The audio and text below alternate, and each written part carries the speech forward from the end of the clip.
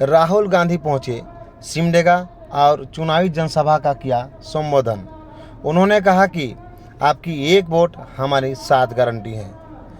साथ ही साथ उन्होंने बताया कि हम नफरत के बाज़ार में मोहब्बत की दुकान खोलेंगे, हिंदुस्तान में प्यार से मिलकर एक साथ रहेंगे। हमारी महागठबंधन की सरकार में आपके खाते में खटाखट 2500 रुपये देंगे। ST SC OBC की आरक्षण बढ़ाएंगे और परिवार को बीमार होने वाले व्यक्ति के इलाज के लिए 15 लाख का मुफ्त इलाज हेतु स्वास्थ्य बीमा मिलेगी। आदिवासी को वनवासी कहने वाले लोग की सरकार हटेगी। अगर हमारी सरकार बनी तो हम अग्निवीर को भी खत्म करेंगे और संविधान को खत्म करने की बात कहने वाले को रोकना होगा। डॉक्टर ना बने, लॉयर ना बने, हवाई जहाज ना उड़ाएं, इसलिए वो आपसे कहते हैं भैया आप तो वनवासी हो, आप तो जंगल में रहते हो, आपको शिक्षा की क्या जरूरत, आपको इंजीनियर बनने की क्या जरूरत, आपको डॉक्टर बनने की क्या जरूरत, आप तो वनवासी हो। पर हम कहते नहीं, आप वनवासी नहीं हो, आपको वनवासी कहना आप पर अपमान है। आप आदिवासी हो, यह देश आपका था और इस देश में जो जंगल है, जमीन है, जल है, उसका अधिकार आपको मिलेगा। और अगर आप देखोगे संविधान में आपको वनवासी शब्द कहीं नहीं मिलेगा। आप ढूंढ लो इसको। संविधान को जिसने बनाया, जिन लोगों ने बनाया, उन्होंने वनवासी शब्द का प्रयोग नहीं किया, उन्होंने आदिवासी शब्द का प्रयोग किया, क्योंकि वो कहना चाहते थे कि ओरिजिनल मालिक आदिवासी हैं, जमीन उनकी, जंगल उनका, जल उनका। बिरसा मुंडा जी उसके लिए लड़े थे, संविधान भी बिरसा मुंडा जी जैसे आपके जल, जंगल, जमीन के लिए लड़ता है, हर रोज लड़ता है। तो लड़ाई संविधान को बचाने की है। एक तरफ जो संविधान को बचा रहे हैं, दूसरे तरफ जो संविधान को खत्म करने की कोशिश कर रहे हैं। एक तरफ वो लोग जो आपको आदिवासी कहते हैं, आपकी रिस्पेक्ट करते हैं, आपका आदर करते हैं, और दूसरी तरफ वो लोग जो आपको वनवासी कहते हैं और जो भी आपका है वो छीनना चाहते हैं। लड़ाई ये, युद्ध ये है, और ये आपको मालूम होना चाहिए। जब मोदी जी यहां आते हैं और आपसे कहते हैं कि आप वनवासी हो, उस शब्द के पीछे सोच है कि आप वनवासी हो, आप जंगल में रहते हो, जल हमारा, जमीन हमारी, जंगल हमारा, आदिवासियों का नहीं, मोदी जी का, RSS का और अरबपतियों का। जहां भी जाते हैं आपकी जमीन छीन लेते हैं। नया शब्द निकाला है, विकास। विकास का मतलब जहां भी आदिवासियों की जमीन है उठा के ले जाओ, यह है इनका विकास। और हम चाहते हैं कि अगर आपकी जमीन जाए तो आपसे पूछ कर जाए, और अगर आपने अपनी जमीन दी तो आपको उस जमीन का सही दाम मिले। और अगर वहां इंडस्ट्री बनी, फैक्ट्री लगी, तो उस फैक्ट्री में आपके बच्चों को रोजगार मिले। इसलिए हम चाहते हैं कि आदिवासियों को शिक्षा मिले, उनके बच्चे, आपके बच्चे इंजीनियर बने, डॉक्टर बने, लॉयर बने, फैक्ट्री को चलाना सीखें। यह लड़ाई चल रही है।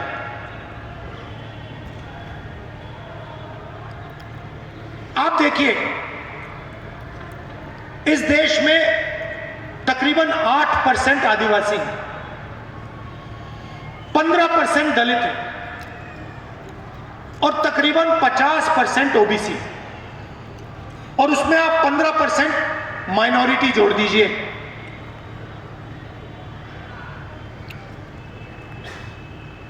अगर आप इन सबको जोड़ो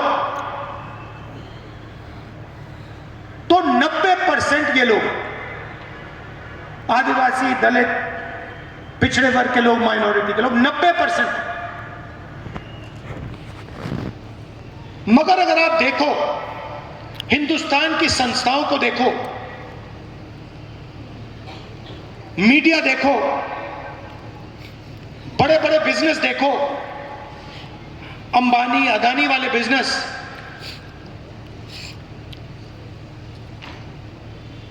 जुडिशियल सिस्टम देखो, कोर्ट कचहरियां देखो, आपको 90% में से कोई इनके अंदर नहीं दिखेगा।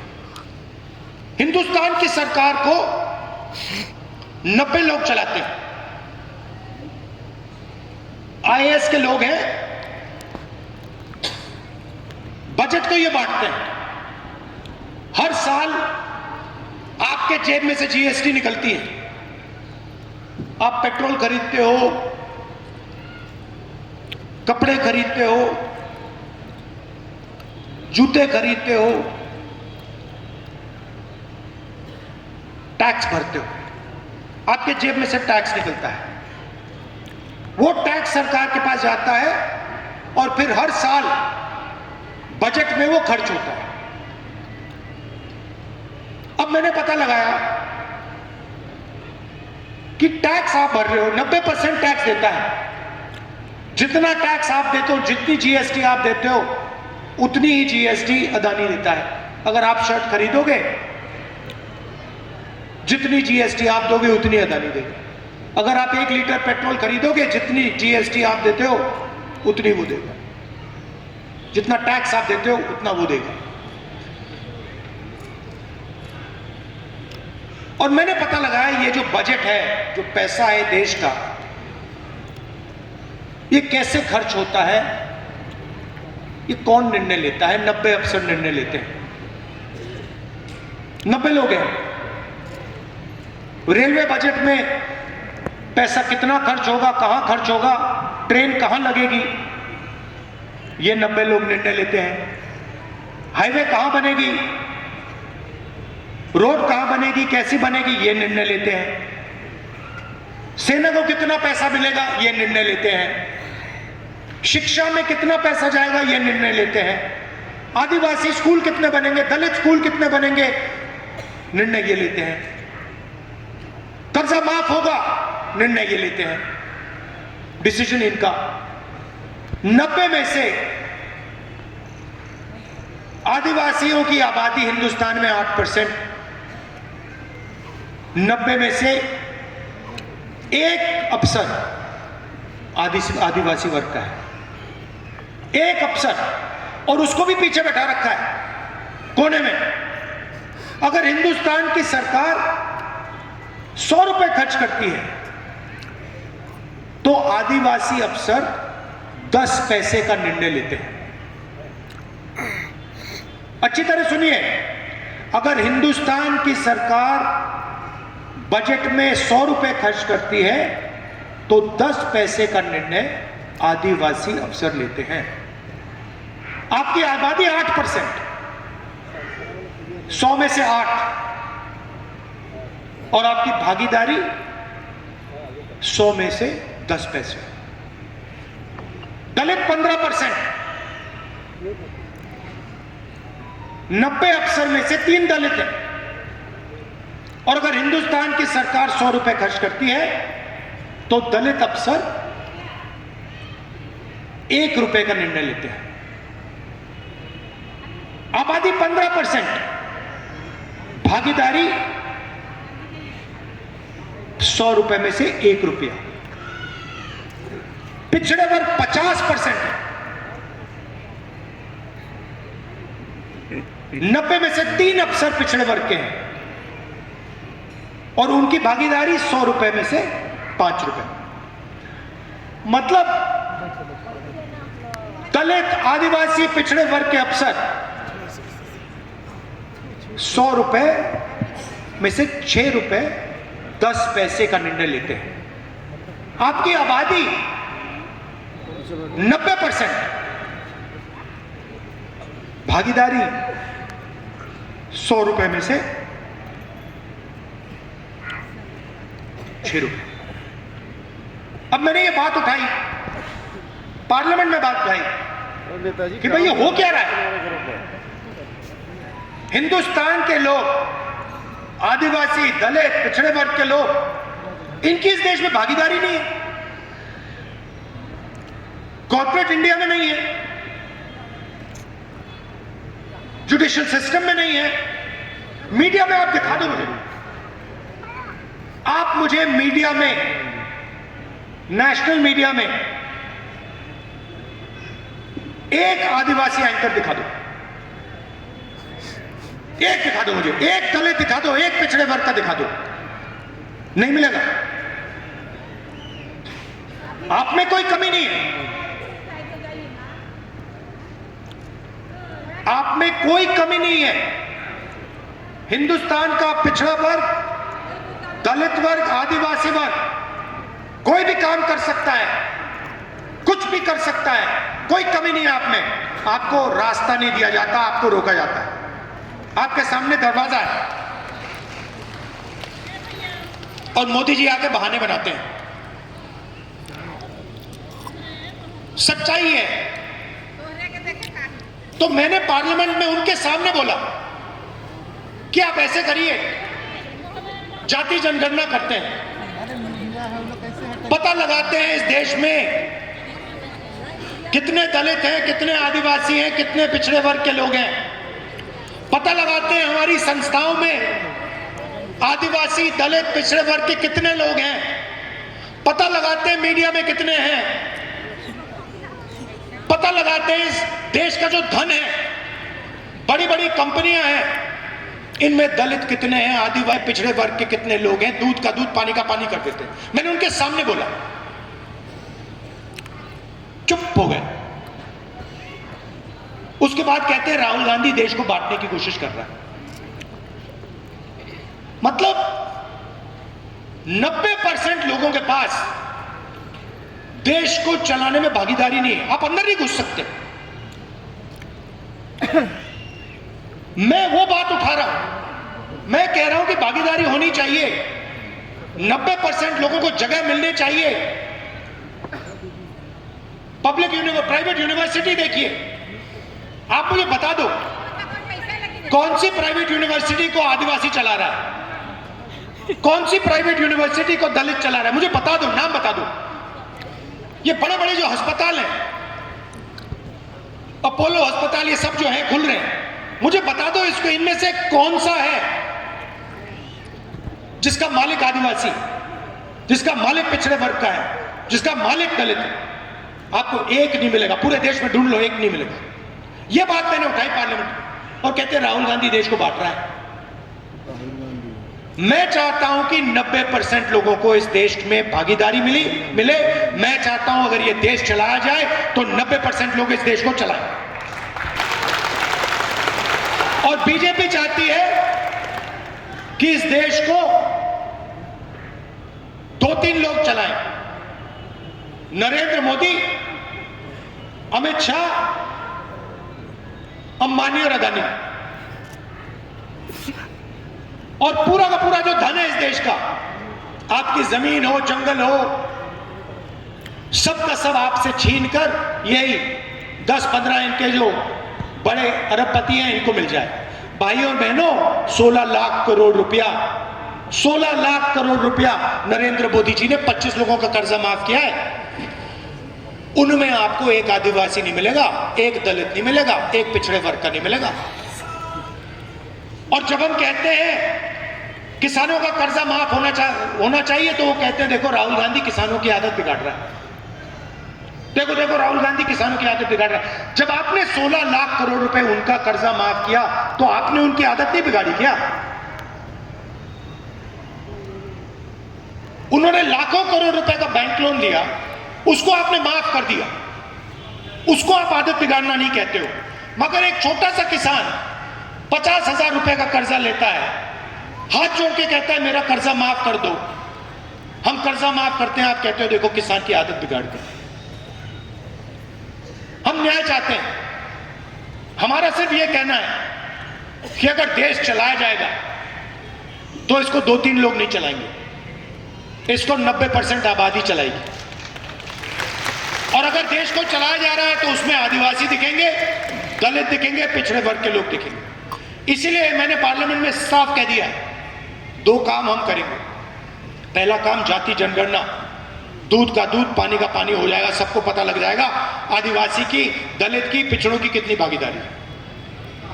और दूसरा, ये जो उन्होंने दीवार बना रखी है रिजर्वेशन की कि 50% से ज्यादा रिजर्वेशन नहीं जाएगा, इस दीवार को हम तोड़ के परे कर दें। हम रिजर्वेशन को 50% से ज्यादा करके दिखाएंगे, ये मैंने पार्लियामेंट हाउस में बोला। कुमार जी से कश्मीर में चला, कांग्रेस पार्टी के हजारों लोग चले 4000 किलोमीटर, और रास्ते में हमने कहा नफरत के बाजार में मोहब्बत की दुकान खोलेंगे।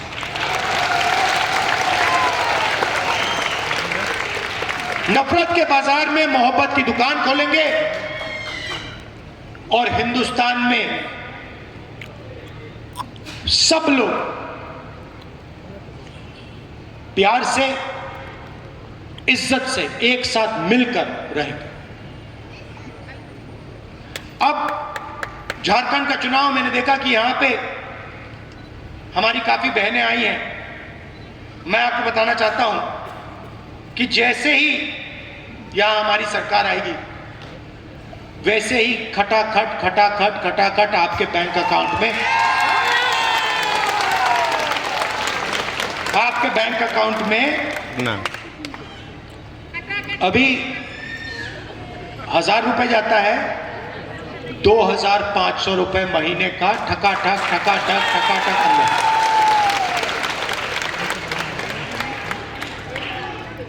जो SC ST OBC का रिजर्वेशन है उसको हम बढ़ाएंगे।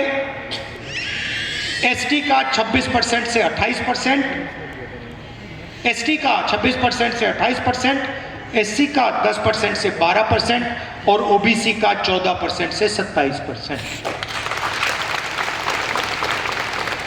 हर परिवार को स्वास्थ्य बीमा में 15 लाख रुपए का कवर मिलेगा। अगर आप बीमार होगे, ऑपरेशन करने की जरूरत होगी,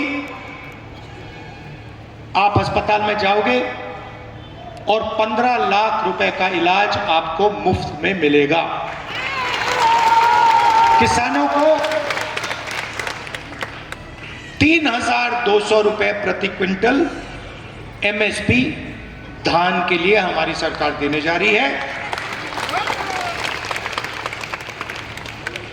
गैस सिलेंडर 450 रुपए। ये देखो महिलाएं ताली बजा रही हैं।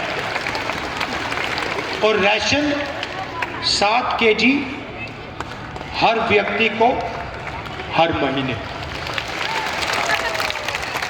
और युवाओं के लिए हर ब्लॉक में डिग्री कॉलेज 500 एकड़ का। और ये आप देख लीजिए, अंबानी के लिए कुछ नहीं किया, हमने आपके लिए किया है। महिलाओं के बैंक अकाउंट में पैसा, किसानों को सही दाम, युवाओं को रोजगार, गैस सिलेंडर और SC ST OBC के लिए रिजर्वेशन। ये गरीबों की सरकार का काम है। ये उन लोगों का काम है जो आपको आदिवासी कहते हैं, जो आपको वनवासी कहते हैं, वो ऐसा काम कभी नहीं करेंगे। जैसे ही हमारी सरकार हिंदुस्तान में आएगी, हम इस अग्निवीर को खत्म कर देंगे। तो आपसे मैं ये कहना चाहता था, आप दूर दूर से आए, इतने प्यार से आपने हमारी बात सुनी। संविधान की रक्षा करनी है, एक साथ मिलकर संविधान की रक्षा करनी है। और जो संविधान को खत्म करने की कोशिश कर रहे हैं उनको रोकना है। दिल से आपका धन्यवाद। जोहार, जय हिंद।